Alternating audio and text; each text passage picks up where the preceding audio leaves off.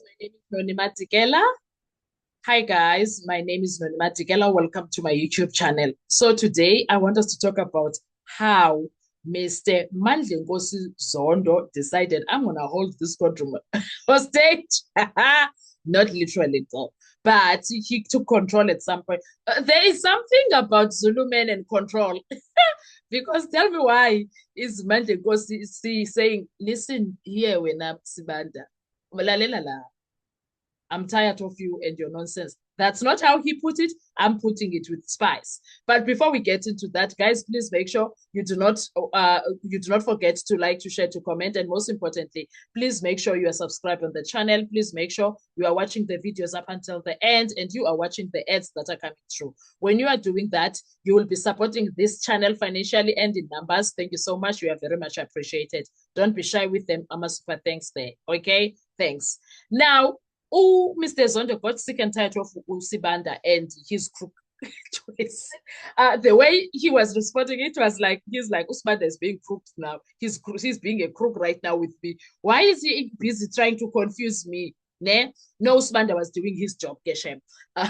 Because he's a prosecutor. He's supposed to confuse the hell out of you, right? So he was doing what he needs to be done for him to win a case. And Zondo was like, Sibanda, fethu asisadlali kanjalo wena usuyangidele. So, kind of vibes. He controlled the narrative for a time there because he got tired of going back and forth with Usibanda by things that did not make sense because Usibanda was refusing to understand what Ugai was saying, of which at some point it did make sense. And Usibanda was a bit like, yeah, the record will speak for itself. The record was, and Ugai was like, I've explained this enough and I'm sick and tired of it. Now he started by saying, nah, I don't understand. Why am I being treated as if I'm the one that is on trial? I'm here to tell my story and I'm supposed to be telling my story. Right now, I'm not being asked about what was in my statement. I am being asked about other things and other people's matters, and he was not happy with that, Umhlekas. Umhlekas was not happy with that. He went on to tell us all the juicy details of his stress and everything because he was basically saying, I gave a statement. I explained who I know because suddenly now I'm being questioned about things not in my statement. I'm hearing names of mines I never worked at. I'm being linked to Senzo Meyiwa, something that has nothing to do with me. I don't know why I was even arrested for this matter to begin with. Even my family asked me why was I arrested.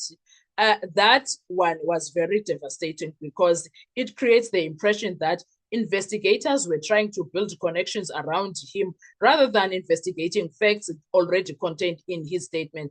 And that became a procedural fairness issue. Now, this line is very hurtful because now this man is also telling us that he lost his job in the process of it all. He lost his job and now he's being treated the way he's being treated. Now he says, what I'm requesting, my lord, is that I be asked or faced with that which is contained in my statement, not something that does not involve me. That line alone destroyed the image of a confident state witness. Why? Because now the witness is effectively telling the court, you are putting words and narrative to me that are not mine. You are introducing information I never mentioned. You are expanding my role beyond my own statement. That is where the court starts worrying about contamination, coaching, reconstruction, or investigative overreach. Now, the Rustenburg mine issue is huge, Gesana. It's not something small. The witness says the first thing that came a lot when Mr. Baloyi was reading out the statement to me was a particular mine in Rustenburg. And I did not know that name and I've never worked in Rustenburg. That is exclusive because now the witness is distancing himself from information appearing in a statement associated with him, which raises terrifying questions at this point. Where did that information come from? Who inserted it? Was the statement reconstructed? Was the witness properly consulted? Is the statement fully reliable? And remember, a witness denying familiarity with the critical details in a statement attached to him or her is a courtroom disaster. Now, that's changed the courtroom dynamic. The judge responded, No, he did not respond. It was Sibanda, who now responded with, you will answer questions, not ask questions. But the damage was already done because the witness already planted reasonable doubt into the process itself. So Sibanda was trying to restore court order under procedure, but procedurally controlling the witness does not erase what the witness already revealed. That's the key distinction on it all. Now, the arrest issue is another explosion on its own. The line is devastating emotionally and legally. Even now, my family wants to know why I was arrested. That line humanizes the witness immediately. Now, viewers will be asking the most Sutina as we started asking questions. Was this person actually investigated properly? Did the police already decide who belong in the case?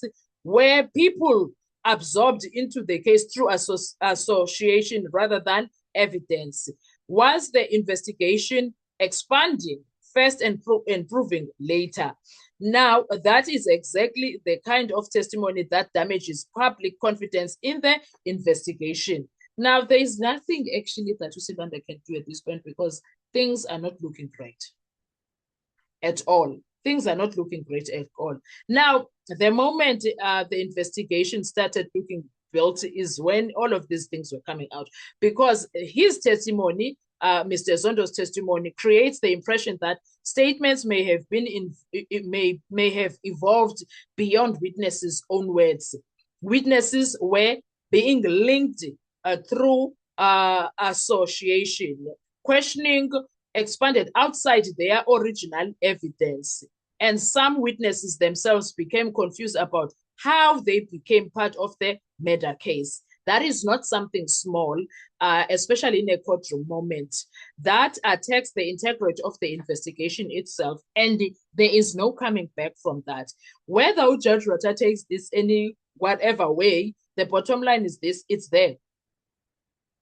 It's there, and there is nothing that he can do about it. Now, that was a massive credibility and procedural fairness problem altogether. And now, Judge Rata could not, at his own self, say anything at this point because he's that one judge that does not care about procedures in that courtroom. He did not control the situation. He did not do anything. He said absolutely nothing. That is what he does because whenever he is supposed to take charge and control the courtroom as someone who is put there to control it, he doesn't do that. Oh, he will never do it. He doesn't do it. He keeps quiet as if he is not there. That is Judge Rata for you. That is Judge Rata for you. He does that thing of shh, as if he's not there. That's what he did in this situation also. And Ushu's got away with saying a lot of things, and now it's on record. Whoever is going to listen to the record is going to hear that. We are here, and Ushu's revealed a lot of things. And Usibanda now, there's nothing that he can do. Everything was put on record.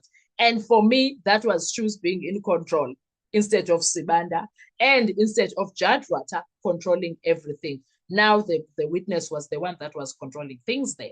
Imagine that. Imagine that.